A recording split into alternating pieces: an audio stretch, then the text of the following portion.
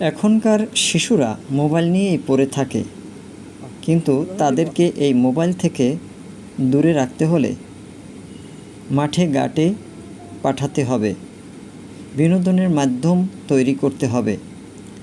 শহর অঞ্চলে জায়গার স্বল্পতার কারণে তেমন মাঠ পাওয়া যায় না। যেখানে অল্প একটু মাঠ পাওয়া যায় সেখানে এরকম ছোট পরিসরে বাচ্চাদের বিনোদনের কেন্দ্র হিসাবে গড়ে তোলা যায়।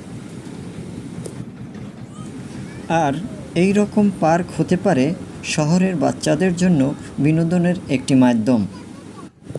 আপনি আপনার বাচ্চাদের সময় দিন, তাদেরকে পার্কে নিন, বিনোদনের মাধ্যমে তাদেরকে সুস্থ বিকাশ ঘটান।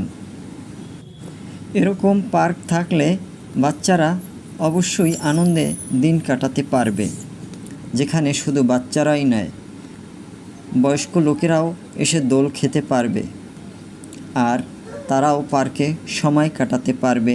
তাদের মন এবং মস্তিষ্ক অবশ্যই সুস্থ থাকবে। আপনারা এই ভিডিওতে দেখতে পাচ্ছেন একজন বয়স্ক লোকও এখানে দোল খাচ্ছে।